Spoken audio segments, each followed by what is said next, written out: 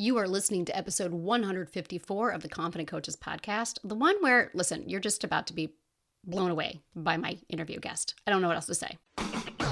Welcome to the Confident Coaches podcast, a place for creating the self-confidence you need to do your best work as a life coach. If you want to bring more boldness, more resilience, and more joy to your work, this is the place for you. I'm your host, Amy Latta. Let's dive in.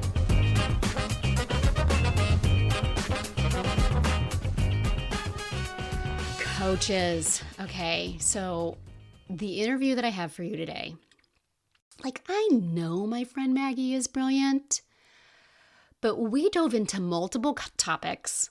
We could have created individual episodes for all of them. And instead, I think just be prepared. Grab your notebook because she delves out advice, one-liners that are going to stop you in your tracks, a whole new concept I'm adding to the free to paid coach program. This interview with my dear friend Maggie Reyes, she is a relationship expert, but damn if we didn't dive into so much more. So grab your notebooks and get ready for the Maggie Reyes interview. Okay, my friends, could not be more excited. I'm introducing to you Maggie Reyes, relationship coach extraordinaire, marriage maven, feminist coach. There aren't even words to describe the love I have for this woman, and we are getting ready to riff on some deep and amazing stuff. Miss Maggie, how are you this morning? Amy, I am so excited to be here. I just want to say thank you for being you. Oh, stop it. I think that the conversations that you have on the podcast, the things that you teach are so important because I always think about, and I tell this to Lindsay Dossoff all the time too, it's like these are the programs I wish existed when I had first graduated. Yep. And just knowing they exist, right? It warms my heart. I just feel like the next generation of coaches is so well served having the programs and the resources that you create for them. So just on behalf of everyone who can't personally tell you, thank you. That is amazing. And you bring up a good point. You've been doing this coaching gig for a while. Girl, I certified in the Stone Ages. Stone Ages. When did you certify? 2012. Amazing. Certified for 10 years. Isn't that amazing? So I say this, if you ever hear me talk about coaching and the craft of coaching, I have a lot of fun with when I certified because I went to the life coach school, in case anybody is not aware, and Brooke Castillo is the founder of that school and has, made bazillions of dollars. But when I knew her, she was making like $300,000, right? Mm-hmm. So I've literally known her since then. And people will be so excited about like who their teacher was and who helped them. And I'm like, well, Brooke was my instructor. Yep. She thought it was a good idea. She certified my call. So I'm like, it's fun. Yeah, it is so fun. And you have so many other modalities and certifications also. So I know you bring a really deep in some areas, but also a really wide. Yeah. And the reason I invited Maggie on here is she is a marriage coach. Marriage MBA is her program. If your relationship with your spouse is her jam, but you have such a deep understanding of human interaction. Yes. And when I think about you, my sweet, amazing, fabulous listener, you are interacting with so many people in your life, and you are also trying to feel amazing and confident in this new identity, and it can affect the relationships that you got going on. 100%. Yeah. So we're also going to touch on a couple of different topics here too also, but I think this is where I want to start. Yeah. Really learning how to navigate the relationships that are in your life while you are bringing on this new identity of business builder, entrepreneur, life coach. Yes. So if you're listening to us and you haven't fully owned yourself as a coach, right? You're listening to Confident Coaches podcast because you want to be more confident as a coach. There's a few things I want you to know. Thing one, Okay. Big one. Big Grab one. your coffee, friends. Yes. Grab your coffee, get a pen. You're going to want to take some notes. Just prepare yourself. Because I remember very vividly navigating a bunch of these different things, including like when I left corporate. After I left corporate, I still did consulting in what I used to do in corporate, which was recruiting. Like I had the journey of really going step by step in each of these identities until like you all see me now, but I had all the dark nights of the soul, the crying in the kitchen floor moments. Like if you've had one of those, welcome to the club. You're right on track. Right. You are in the right place. You're the right place. So the one thing I'm going to say is we need to think about boundaries. Okay. Because I vividly remember when I left corporate and I hadn't really made any significant amount of money yet. I'd made a couple $100s or something crazy. And I remember going to dinner with my best friend's parents, who are like my parents. Like they've known me since I was 8 years old. And I was like, I'm not going to talk to them about this because they're going to ask me a ton of questions I don't have any answers for. Yes. And I remember just reminding myself, like, if they ask me, I'm going to redirect to something else and I'm going to move on. Okay. So I'm telling everybody now, there are some people in your life, I know, that you just don't need to talk about this at all with, at all. And what you do, this is how you do it, is you prepare ahead of time. You know, you're going to that lunch, the brunch, the dinner, the whatever, the family barbecue. Yep. Oh, yeah. You're like, you go ready with the questions you want to ask them, the things that you do want to talk about, and what your answer will be.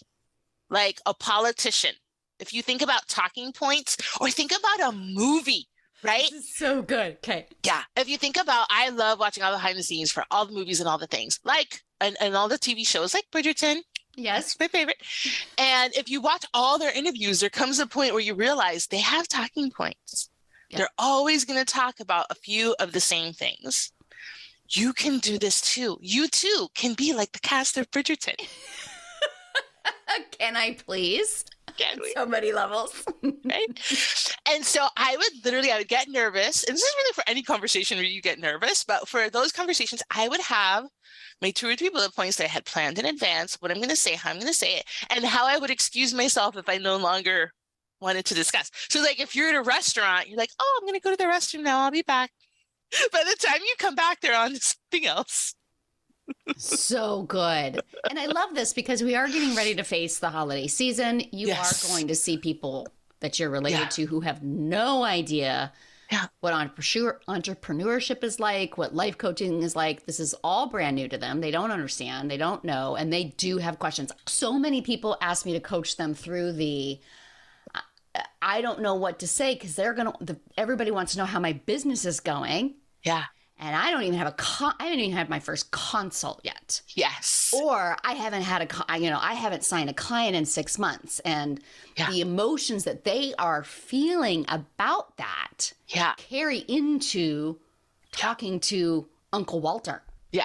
So here's what I want to say about that. We can take it from a lot of different angles. We're going to talk about two. For everyone listening, think about what your angle might be. It might not be any of the ones we bring up today, but this is like the invitation to prepare ahead of time for those conversations. That's the main goal. So I used to make my bullet points and be really clear about what I would and would not talk about with certain people in my life. There's certain people where I would let them all the way in and just share whatever my fears were. And I knew that they could hold those things. Yes. So good, that distinction. Yeah. And then there are other people where I was like, they won't be able to hold this and I will feel worse at the end and they're not going to feel better. So why even go there at all? Yeah. So that was my experience. Now, what you could do, you don't have to do what I did. You could decide what is the narrative you want to tell about your business and practice telling that story to everyone who asks. Yeah. So even if you haven't signed a client in 6 months, you can say, my business is amazing. I'm every department. I am marketing and sales and delivery, and I'm learning so much. Yep. What a victory is that, right? Like we can focus on the victories or we can focus on the things we are challenged by. We get to choose. Guys, this is, and Maggie, I don't know how much you know about my concept of Helga brain and Gigi brain of like, tell us. Yeah. Okay. So my listeners know, but Matt, I'm going to introduce Matt. So like, I think about your prefrontal cortex and your forward thinking and the version of you that sees what's possible and celebrates all the win. And then there's the part of our brain that's all about protection, blah, blah. Well, that's Gigi and Helga. Gigi's like this jaunty kind of, she's got a little scarf. She's driving around on a little Vespa and she's just like, life is amazing. Life is grand. You're doing so great. She believes in all of your dreams. And then there's Helga sitting on a couch, probably smoking a cigarette, going, this is never going to work. This sucks. This is terrible. Yeah. Who do you want to bring to the conversation with your Uncle Walter at Thanksgiving? And Gigi. And be aware if there are people for whom it's very easy for Helga to come out. Oh, yeah. We're not going to give them that responsibility. Like, we know we're letting Helga out in that moment, but we know there are certain people where we default to Helga really fast. It's like a car. We go 0 to 60. We go 0 to Helga really fast. So if you're going into that, how can you have Gigi help you prepare? Yes. Oh, my goodness. This is so good. Absolutely. Yeah. I already do this when it comes to, I know when we're going to be hanging out with my in-laws, and particularly extended in-laws, I know that the conversation will eventually turn to politics and could not be more extreme. Right? Yeah. And so I already know I'm not going to engage with this person and this person on this topic. Yes. I will engage with this person on this. Like, I know in advance who I can and can't engage with because of how we treat each other or how willing we are to listen to the other person. And then I also just know that I'll be like, oh, gotta go get something to drink, just like you said. So we already do this. Yeah. I feel like we already are adept at this in other areas of life. You're just inviting us to do it when it comes to our, so good. And I also think about when it comes to relationships, maybe not so much like how to have this conversation with people you see randomly or, at holidays. I remember that there was a time when I was first starting out. So I also started coaching in 2012, but I didn't get certified until 2016. I started with a direct sales. Love it.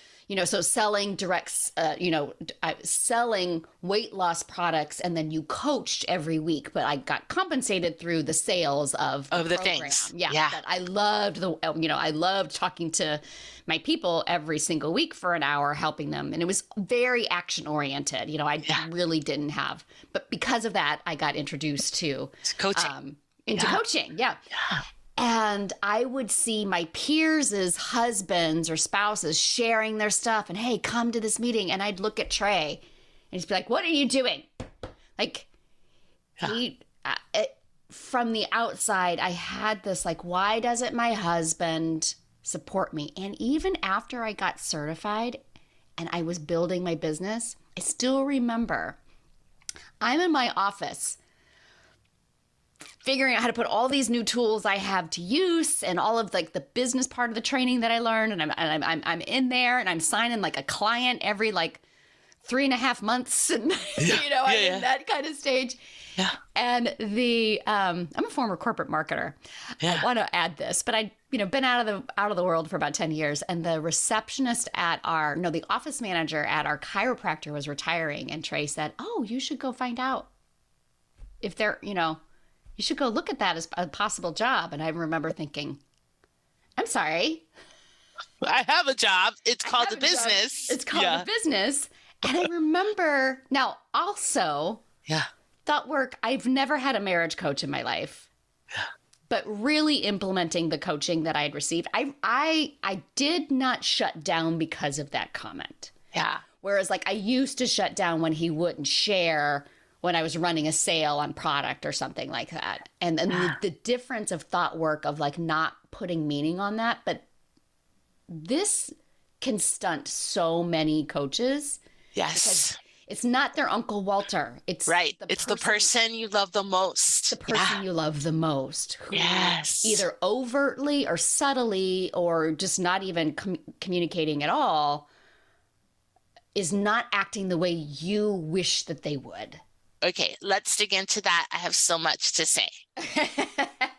Here's the first thing I want everyone to consider this reframe is if we have a partner and we have just started our coaching business, we're just starting out, we're in that process. You have to imagine them like an alien from another planet. Oh my gosh. Okay. Easy to do. Okay. And the reason I say an alien from another planet, imagine an alien coming to this planet, not having any frame of reference what you're talking about. It makes no sense to them. They don't understand, especially like, so I'm married to a fabulous human who's an engineer, very logical, very one step leads to another step leads to another.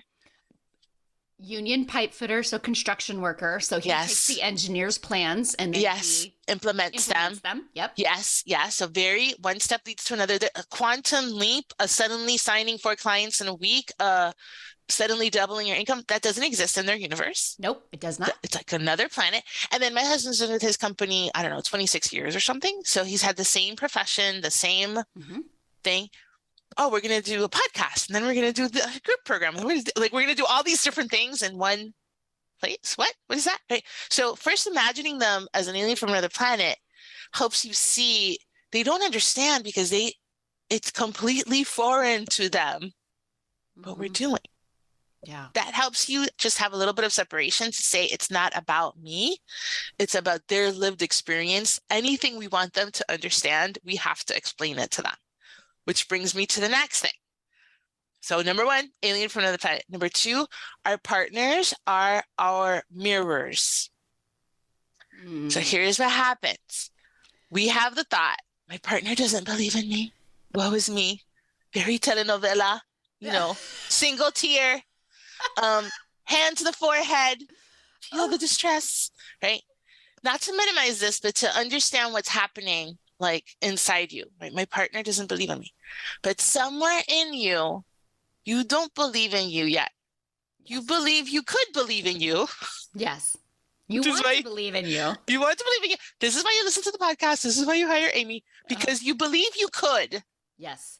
But what happens is our partners are a mirror. So that little sliver of doubt that we have, it's like a magnet. They see that. And then everything they say to you is just reflecting back all the doubts that you have. That sometimes in my case, I'll just speak about myself, that I wouldn't speak out loud because they'd freak me out if I did. But then we get mad at them for not believing in us. Yeah. And it's like we are asking them. So I had an interview a couple of months ago with Victoria Albina talking about codependency. Yes. We are dependent on them to validate us. Well, we act as if we need that validation in order to feel okay. Yep. By the way, shout out to Maria Victoria. Yes. I love her. We did have a conversation total side note. Did have a conversation. I'm like, adapt to the Maria Victoria. She's like, should I? I'm like, absolutely. Please. So I started calling her that from the day she said it. So good. So she doesn't do it herself, and then I do it anyway. So Maria Victoria, we love you. We can link to that in the show notes so that everyone can hear that episode about codependency with her. So we act as if we need that validation from them, and then what we do when we act that way is think about it. Everybody who's listening who's ever gone through this, then you ruminate and focus and spin about their lack of belief in you instead of working about you and your lack of belief in yourself. It's a distraction. It is. Now that was a conversation I needed to have through 2012 through 2017. Yeah. Because it wasn't until 2017 when I hired my first belief coach. Yeah.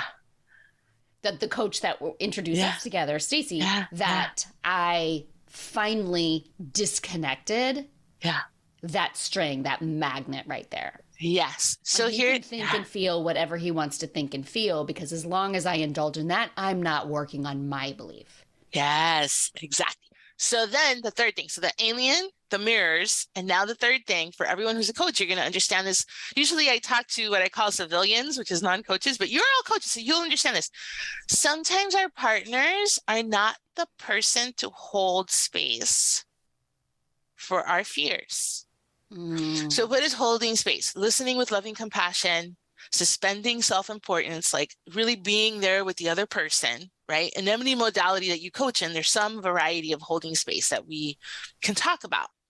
And we're used to our partners being the person we come home and cry to when we had a bad day, when we lost a client, or when the boss, reamed us or whatever. We're used to our partners being that person. Now we've started a business. Now they're an alien from another planet. That magnet is still activated until we deactivate it. And now we want them to hold space for something when we're not considering their fears, their traumas, their desires. Yep. And it's not that they wouldn't if they knew how. They don't know how to do that. First of all, no one taught them. We all went to school to learn how to hold space for another human, or, read a bazillion books or did a bazillion workshops, whatever it is we did, right? They didn't. So now we're mad at them for not having a skill no one ever taught them that we think they should have. Right. And I think it's important because not necessarily everybody that listens has done the training, but we understand as a coach the concept and learning how to hold space for other people in that place with no, without putting ourselves in there. We can't expect our spouses to have tools, coaching tools that we don't, and then beat ourselves up for the fact that they don't and be mad at them. And I do want to note, because some of my people, point number one, will not apply to them. They do have spouses who understand entrepreneurship. They do have spouses in business. Yeah. But points 2 and 3 still hold. Yes. So those of you that were listening that said, but actually my husband or my spouse or my partner or whomever is not an alien from another planet. They do understand this. Yeah, but they still don't have points 2 and 3. Yeah, because think about it. Your coach or your friend who's a coach, your colleague in a program, right? They're not worried about how you're going to pay your mortgage next month. Nope. Right? They can hold all the space. Oh, a client canceled. You have to issue a refund. All these different things that freak us all out, right? Right. And it's like, but they're not worried about how you're going to pay for whatever the kid's private school or whatever else. Right. But your partner or partners are or is, right? So here's one thing I want to say. Okay, I know you guys can just follow along with us. We're going to jump around. Please ride this train with us. Ride the train. Turns. I just want to not skip over this because I think it's so important for anyone who's listening to us and isn't certified somewhere. Just for you, pay attention. I used to work in HR. And when I teach marriage things, I bring this example up a lot. And I want to bring this example up for all of you. Before the assembly line, right before Ford, or before the printing press, when we had machines. Once we introduced machines, we had processes. But up to that time, whether we want to go all the way to the printing press or we want to go to Ford and the assembly line, humans throughout the history of humanity learned by apprenticeship. You wanted to be a baker, you followed the baker around. You wanted to, make shoes, you followed the cobbler. Watch what the cobbler did. You learn how to do that. So for anyone who's not certified, you have brilliant coaches that you've been coached by, that you follow, that you observe. And that is more important. Sometimes people could have 50 degrees and not have the level of the depth of experience that you've had from having space held for you and experiencing it viscerally in your body, or from simply being autodidactic, self-didactic student who just observes and takes notes. What did I like about that? What didn't I like about that? I coach in a very popular coaching program that my coach hosts. And when I started coaching there, I would just watch coaching calls. Yeah. Even with all my certifications and all the other stuff that I've done, I would watch coaching calls. I would watch the person asking a question. So for anyone who wants to become a better coach, if you're in one of Amy's programs, do this for homework. Yeah. Free to paid coach is $1,000. You can buy it right now and you can study my coaching in there. Go to free to paid coach. And this is how I did it. Okay. I would listen to what the person presented and then I would pause the video. And then I would write what direction I would take it. What question would I ask? Oh, good. What would I do? How would I approach it? I would write all that down. Then I'd play the video and I'd see where the coach took it. And I'd be like, oh, we took it in a completely different direction, but we got the same place. Like what I wanted to get to was there. And I was like, oh, that's fascinating. I did this like many, many times, right? I'd pause the video. I'd say where I would take it. And then I was like, oh, we could it helped me anchor and see we can have completely different style or go down completely different paths, but it's kind of like all paths lead to Rome. It's fine. Yeah. And sometimes I would do the exact same thing that the coach was doing. And I'd be like, oh, how about that? How cool is that? It's so good. By the way, this is brilliant. I don't think I've ever shared this idea with my audience before. This right here is worth the price of gold for everybody listening. This nugget right here. This is like, you want to become a better coach? Yeah. Watch people coach. Yeah. Pause the video, take notes, Yeah. see where they went. And this really and note different coaching styles. So Yes. I also have guest instructors in my programs. Yeah. So on some of the calls, you're going to see somebody else coach. Yeah. I still run most of the calls in free to paid coach. There might come a point where I have a wider variety, because I try to make sure that the guest instructors are mastermind members who have gone through the new material, because there's a lot of new material. But this leads me to, the train is now, we've stopped at a stop and now we're headed in another direction. And this leads me to something you and I are both passionate about, and something that I admittedly have just really understood. And that is I can't say the word, non-hierarchical coaching.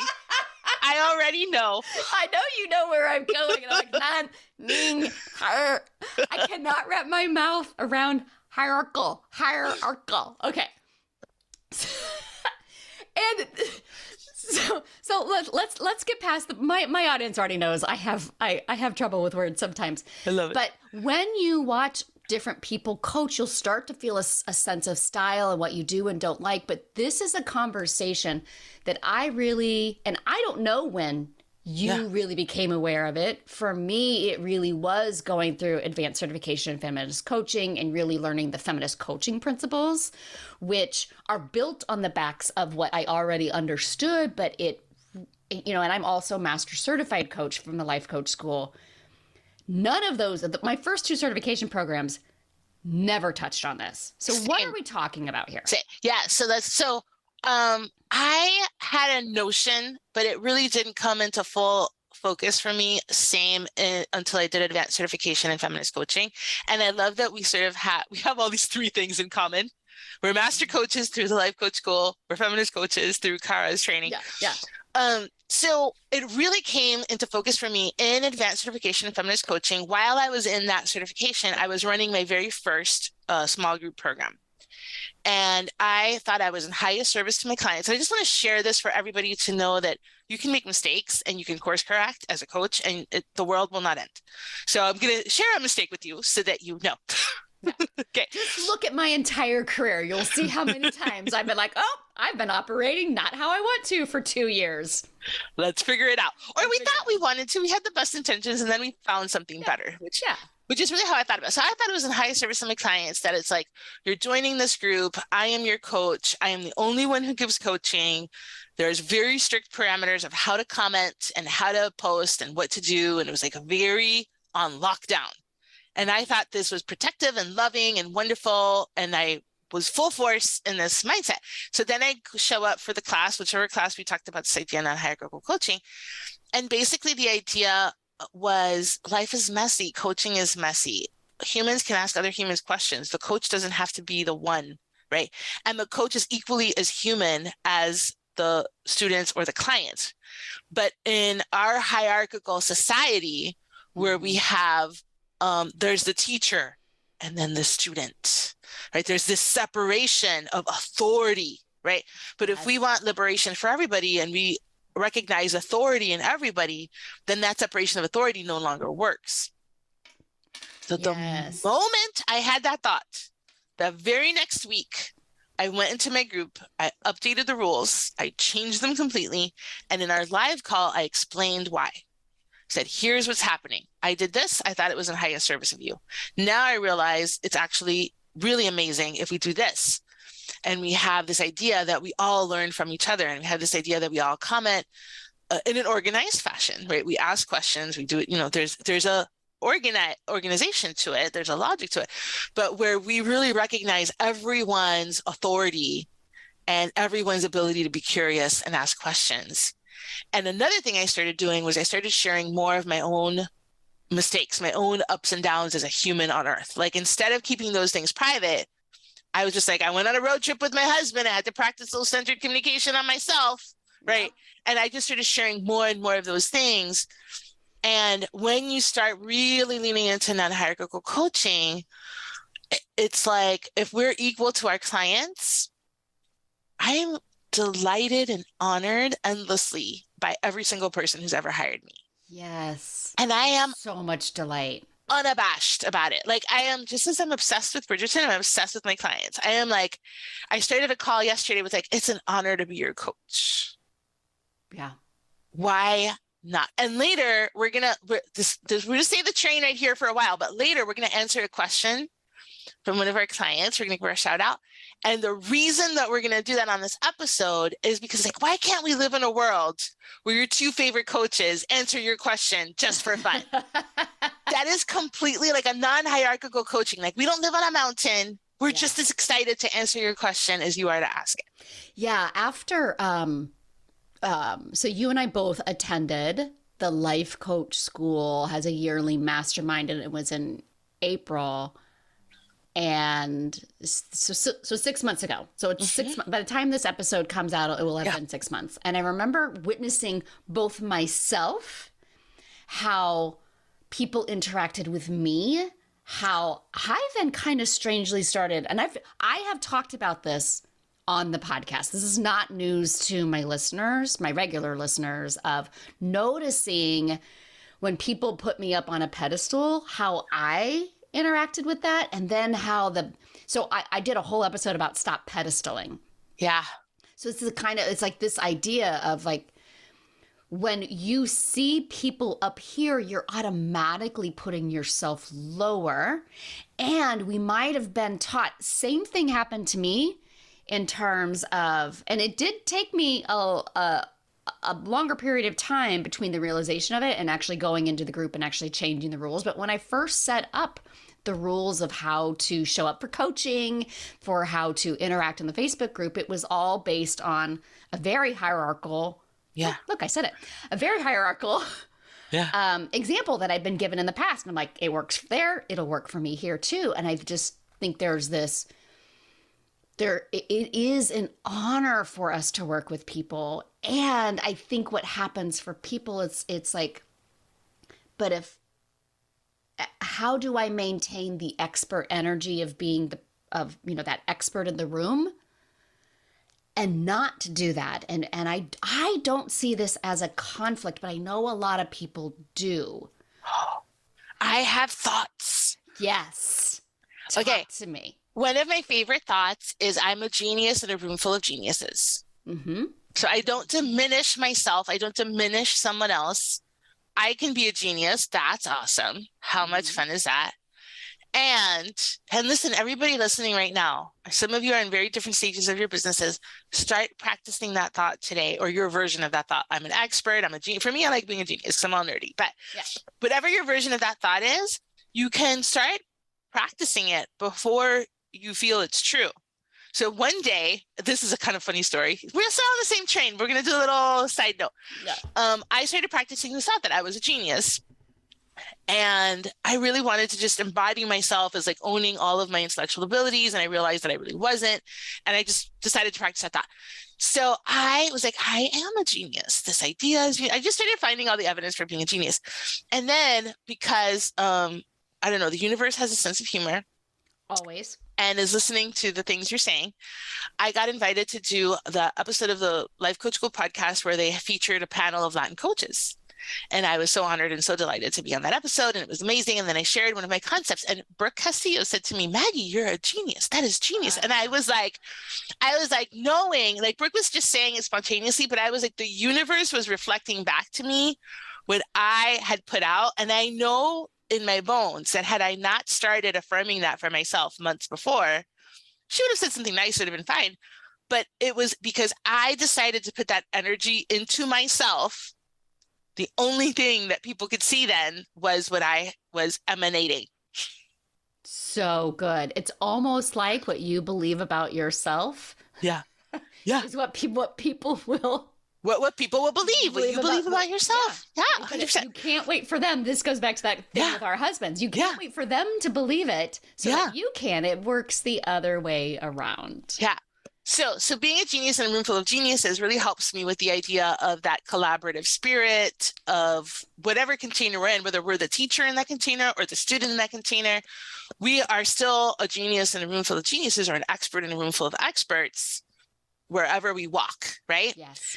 And here's what I want to talk about: the pedestaling and the like fangirling is a term that gets thrown around.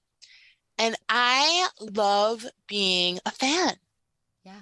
I think there's a lot of, not a lot, but I've seen in our industry shame around being a fan of someone or something. And I just want to be a voice that says, be a fan. Like, I read a meme a few weeks ago that said, be loud about what you love. And I swear it was just a meme. It was just, you're scrolling one day, you see a thing. And I have taken that like a freaking religion, right? Be loud about what you love. Okay, I love this so much because I had viewed that from that expert side, but not necessarily the fan side of like, here's how you can be an expert and not put yourself up or above or go into a hierarchical. Yeah. And the same stands true for you can totally be a fan of someone else without diminishing yourself and elevating them. Yes. And I would say if there is a human being that embodies this, it's Maggie Reyes. I've never seen anybody fangirl her friends and her colleagues as much as she does. And yet you own every ounce of your genius and your brilliance. So thank you for kind of taking where, I had done it from this side. Yeah. And you actually did it from the other side. So it's absolutely true in terms of fangirl on your people. Yes. Love them. Yes. But that doesn't mean elevating them above you. 100%. Just as much as be the expert, be the genius. Yeah. But that doesn't mean elevating you and diminishing. Yes. So good. Here's what I will add that I learned from a minister that I deeply love. Her name is Elizabeth. She's amazing. Elizabeth Longo. She's a minister in Miami. If you ever come to Miami, you can check her out. And I was admiring her many years ago. I did the Artist Way class with her. Just before I was a coach, I was totally just doing the Artist Way class as one does. And I was admiring her and I just told her, because I was always fangirling, right? So I just told her how amazing she was and how inspiring she was to me and to see like a woman being in her spiritual power and all these things. And she looked me straight in the eye at a time in my life where no one had spoken to me like this. And she said, what you see in me lives in you. Yep. And again, oh my God, I got tingles. Having that moment with her opened up something in me that hadn't been there before. And so now for everyone listening, as your body of work starts going out in the world ahead of you, and as people then start meeting you and you go to things like mastermind events and places where people, maybe they've listened to your podcast, maybe they've read all your posts, maybe they're deeply inspired by an interview you did with Amy or something like that. And they come up to you and they're fangirling as the person receiving that. You can receive it. It's beautiful. You don't have to reject it. You just have that moment where and sometimes you say it out loud and sometimes you don't, depending on what's appropriate in that moment. What you see in me lives in you. Yep. And I have this, I've had this concept in my coaching program. I mean, since the first time I ever put a program together after certification of the 3 people you admire most. Ooh, tell us. So it's a part of discovering who future you is. Okay. So like, what you believe about yourself, very, very quickly. So like future you is, what do you want to believe in 6 to 12 months in the future? What do you want to have achieved? What do you want to believe about yourself? Yeah. I found that was the hardest question for people to answer. Okay. So I introduced, let's put you on a shelf for a moment. Let's think about the 3 people you admire most. Then and here's the thing. It was always like my mom, Brene Brown, Oprah Winfrey, And like typically like one of the stars in the coaching world was like, everybody else would have like maybe their aunt, whatever. But here was the interesting thing, of course, is that doing this with 20 different clients, some of them would say the same people, but then I'd be like, okay, what is it about that person that you admire? And then they proceed to tell me. There's a picture of Oprah sitting behind Maggie right now, my dear friends. You can't see it, but I can see it. So let's say like 3 people choose Oprah. There might be some crossover. But their lists were never identical. Totally different. Yes, so love it. I didn't tell them the punchline. I did not tell them the punchline. So I'd be like, okay, tell me everything you admire about these 3 people. What's one word you would use to describe those 3 people? And then be like, by the way, that's you. That's what you see in you. Being in a room with those people or in a space with those people stimulates in what is already in you that's dying to come up to the surface. Yes. And this is like, it will like, what? Stop it. And then people will be like, but I'm not that person. I'm like, yeah, not yet, but that's in you. You couldn't see that. So I love this tool and I haven't talked about that for a while on the podcast. If that's new for you, that is one of the things we do that inside Free to Paid Coach. Love it. Like really finding that, because what you do see in others, you do see in yourself, that they are a mirror to you. And it is very powerful. So when you are thinking about, you know, from the kind of more fangirl side of things, what you see in that person is what you see in you. And understanding from the coach side versus your clients. When you get fangirls, and every coach listening to this, you will have fans. And you can honor that they are merely reflecting themselves upon you. And what an honor. What a joy. What a sacred moment. Yes, so good. This reminds me of something. I had a client where we were talking about something, and then I very excitedly brought her a Brene Brown quote that I thought was going to be the most amazing thing she ever heard. And it was just like, I was so excited. I was like, Brene Brown said this. And my client was on Zoom with me and wrote it down and said, oh, you know, that was good. But Maggie, I don't think you understand. You are my Brene Brown. And at that time, I really didn't fully comprehend how it could be. But now what I've really thought about is there's somebody who will never be touched by Brene Brown's work, will never be touched by whatever school you studied in or whichever coach you admire.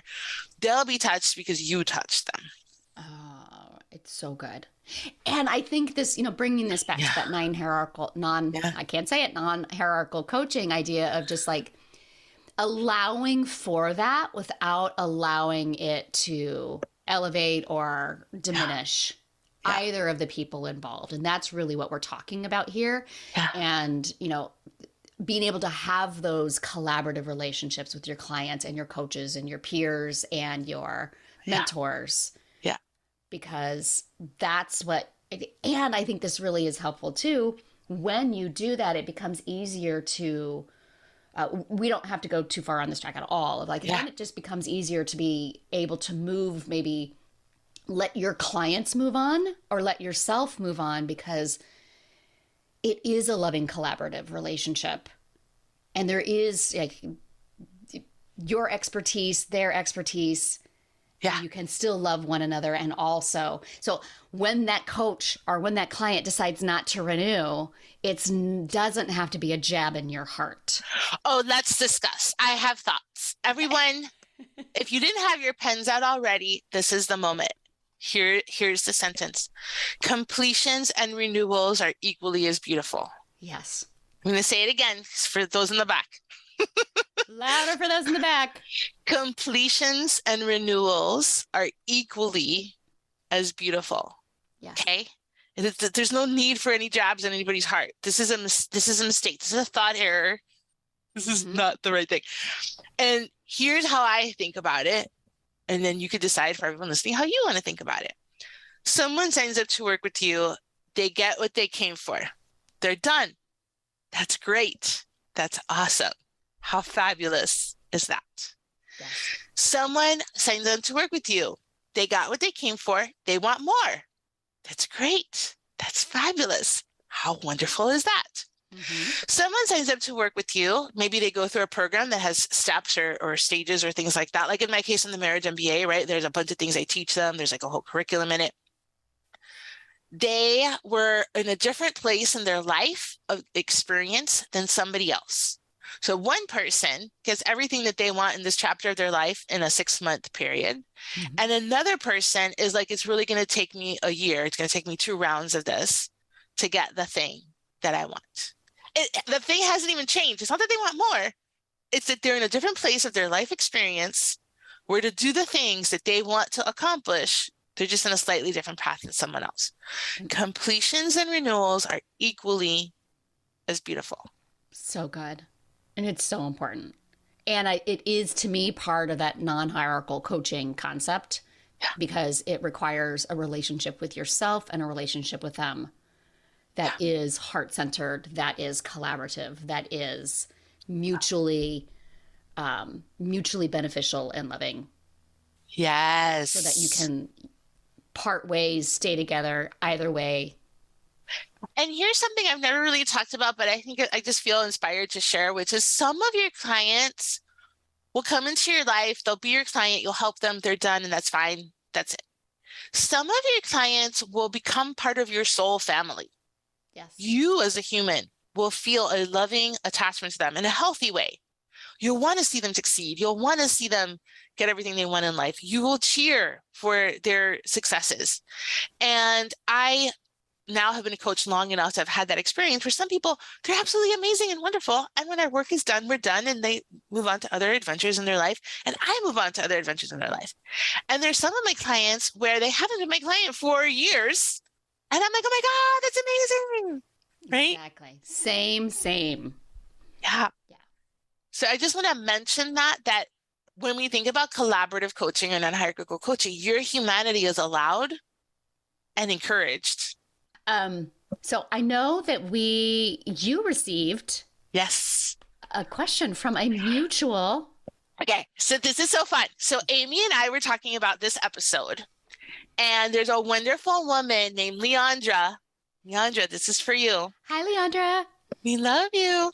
And she had told me, she has actually been a guest on my podcast, and which that probably hasn't come out yet, but we recorded an episode where she told me that you and me were her 2 favorite coaches, like on earth. And obviously Leandra is brilliant, but okay. This filled me with delight.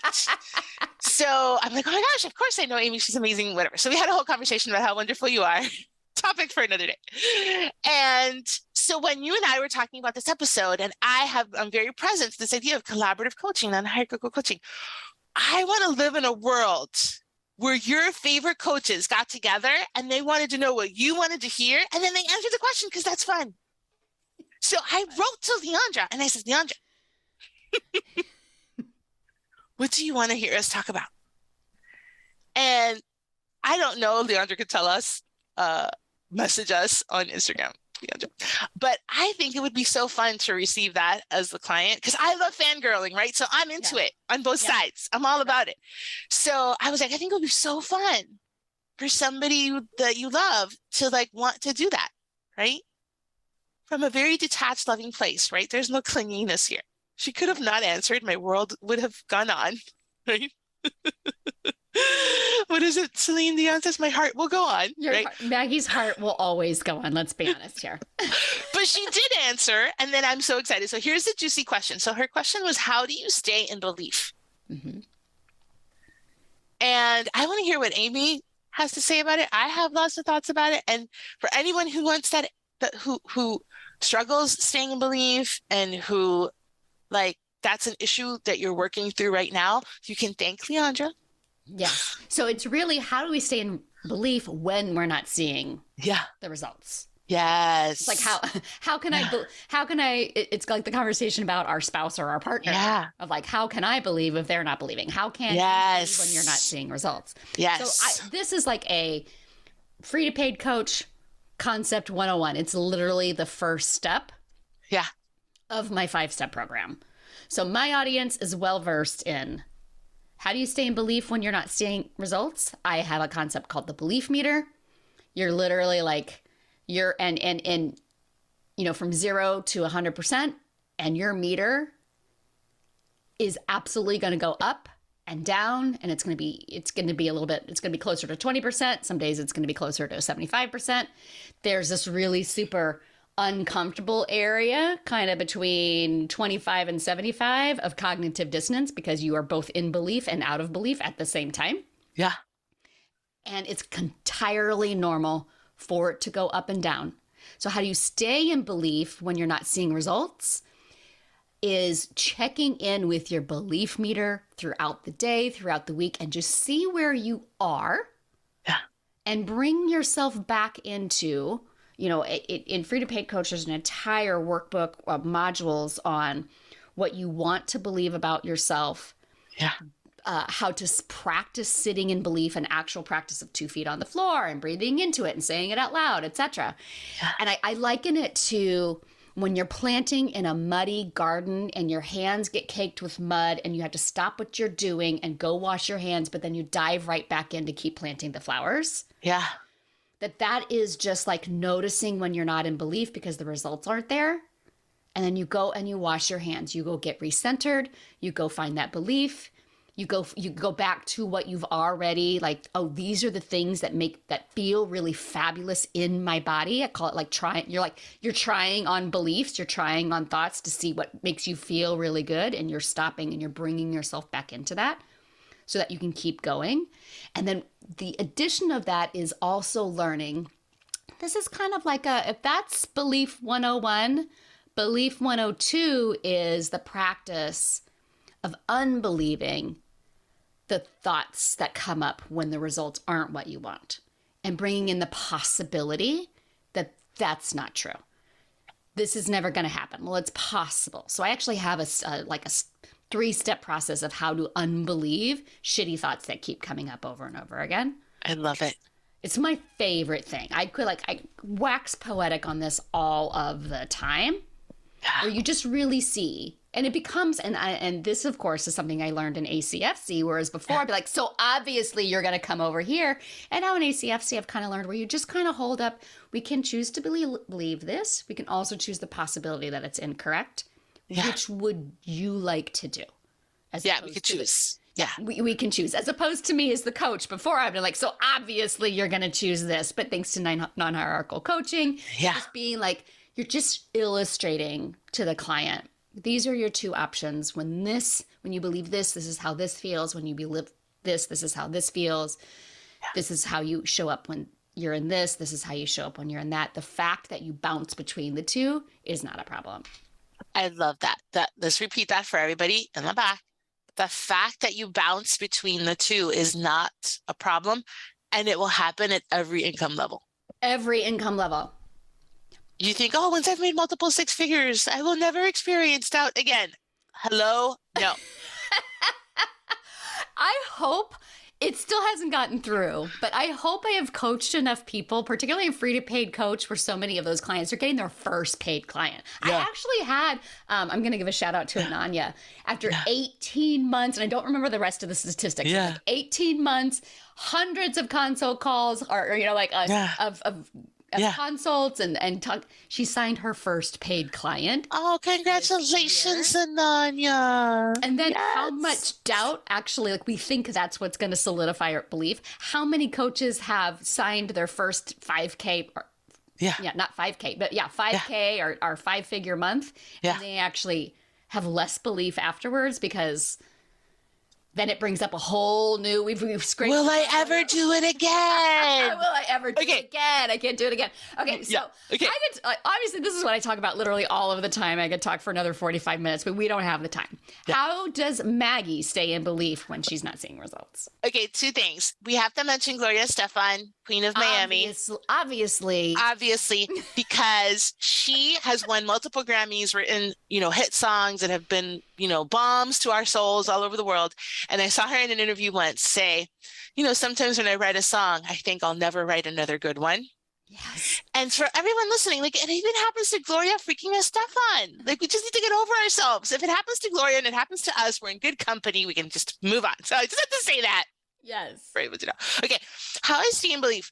one of the things that I've been working through is what you just said, which is allowing the doubt, just allowing it instead of fighting and resisting. Yeah. I stopped struggling because I have it, like making it wrong to have it. It's just like, it's okay that it's here. Yep. And sometimes I really feel that whatever we want to call it, doubt or whatever fears come up or whatever, how could they be useful? How could they be pointing us to something that is actually actionable? So I think some of us will over-educate ourselves and do a bazillion programs and stuff like that. But sometimes we do need to do something. Like sometimes we do need to take an action in the material world. And that does help us build our beliefs. So I was a marriage coach already. I was already making some money. I was coaching people on a variety of issues, and a lot of sexual issues were coming up. And one of the beliefs that I was practicing was, I'm one of the best marriage coaches in the world. That was my goal. I want to be one of the best in the world. And I was like, I don't know if I'm the best in the world if I don't know how to hold space for every kind of sexual situation that arises. Yeah. And then I went and I studied with Layla Martin, who is an amazing teacher and coach and human. And so it did take me to deepen my understanding of a particular aspect of what I coach on, because I was practicing this belief and I had the doubt. The doubt was useful. So sometimes we think, oh, all doubts we just have to ignore. It's like, no. We want to listen to the doubt and see, is this like a false doubt that we do need to put aside? Or is this something that we should investigate? Why it's here? How is it part of the bigger whole of whatever we're experiencing? Okay, that's the first thing. Second thing, I am a very metaphysical, hippy-dippy person, but I am going to quote a Bible verse. This does not happen often, but it's happening today. I don't really know that many things in the Bible, but I know this sentence. Yes. It's one of my favorites. It's faith is the substance of things hoped for, the evidence of things not seen. This has been my favorite sentence for many decades. And when I became a coach, it came into focus. Like if it came into HD, focus. Yeah. Faith is the substance. How do I stay in belief? Faith is the substance. I come back to practicing believing. That is the substance. Yeah. That is the evidence. Okay, say this again. Faith is the substance of things hoped for. The evidence of things not seen. Faith is the evidence of the things we don't see. It's our faith that is the evidence. What is faith? Is the evidence. What? Right? Some of you are going to hear this and be like, okay, whatever, lady. And some of you have had thoughts like this for a while, and it's going to come into HD focus. And I'm just here for that, because when I saw it, I was like, oh my goodness. So in the lack of, because typically we say, go look for evidence. Yeah. And we're like, well, evidence for your belief. And you're like, well, I don't have any. Your faith is the evidence. Yes. What? Just breathe. Everybody, just breathe. Okay, the last thing on this. One of the things, sometimes we want to work through the doubt, and you have so many tools that are amazing and free to paid coach to work through the doubt. Something that helps me a lot is to transcend the doubt. So sometimes I do want to work through it. And sometimes what I do is I ask myself, if I had that belief already, what would I do? So when I was working towards my first 100K, and I had never made 100K as a coach before, I was like, well, if I had made 100K, how would I answer this email? What would I post today? How would I show up? What would I do? I asked myself that question over and over again. Like, if I already had this, if it was already true, how would I be feeling? What would I be doing? And then I just did that. And in that moment, when I was doing that, I didn't have to work through the doubt. Like the doubt was not even a factor. I was just in, if I already had this, how would I show up? And it was kind of a sneaky way to practice embodying the person that already had it when I didn't believe I had it. I didn't believe I had it. Right. I just said, well, if I did have it. But if I did. Then how would I show up? And that really helps me a lot. So if it serves somebody, there you have it. So good. All right, Maggie, last question. And that is you becoming a confident coach, because you definitely exude love, competence, fangirling energy, and so much heart. And I also honor that there was a journey to get there. So I had all the fears everybody listening either has or has had, all of them. I had a very big neon sign in my brain that said, first, do no harm. Mm-hmm. And of course, that's a good thought to have, but it was really not a good thought for me to have because it stopped me like a brake in a car. Mm. I was very worried that people, when I first graduated from coach training, I was very worried that people would talk to me and I would somehow make it worse. And I was very afraid. And then, of course, I didn't show up powerfully to sell anything or to teach anything or anything like that because I had this fear. So I just want to first acknowledge that we all have that neon fear. We all have a flavor of that. And that took me actually years to work through that fear. And the thing that I love about programs like what you teach now is it doesn't have to take you years. Like you worked through your fears, you dissected what you did that worked. And now you've put it in a simple way that people can learn it. Yeah. And that just warms my heart every time because I know how hard it was for me to try to figure it out on my own. So I just want to say that. So good. So if I had to say the one thing that helped me really become a confident coach, it was practice. Practice. If you haven't figured out how to sell for money, sell free. Yep. I always say you practice selling free, then you practice selling for money, and then you practice selling for more money. You just literally described the 3-step process of free to pay coach. Tell me, the official.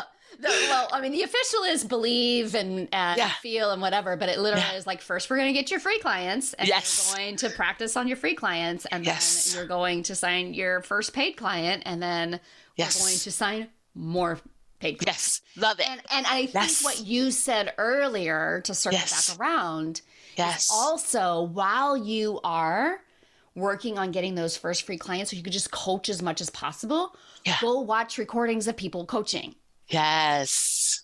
And do the activity that you talked about. Like I might even amend my program and put in a little like paragraph, be like, and hey, while you are making offers and asking for free clients, also be in here watching these coaching listening. I love it. It's so good.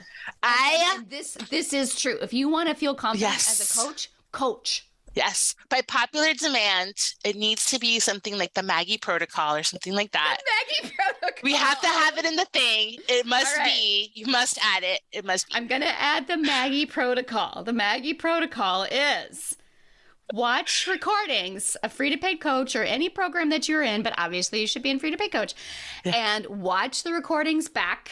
Yes. Listen to them, pause them, and then use that as a training guide. Yes. Even if you're certified. Yeah.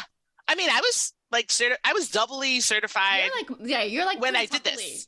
Yeah. Certified. I don't even know how many. All the things. So good. Okay. Maggie. Yeah. Yes. You and I clearly could talk for 3 more hours. Clearly. Obviously. Because you're just one of the most brilliant human beings that's ever humaned on earth.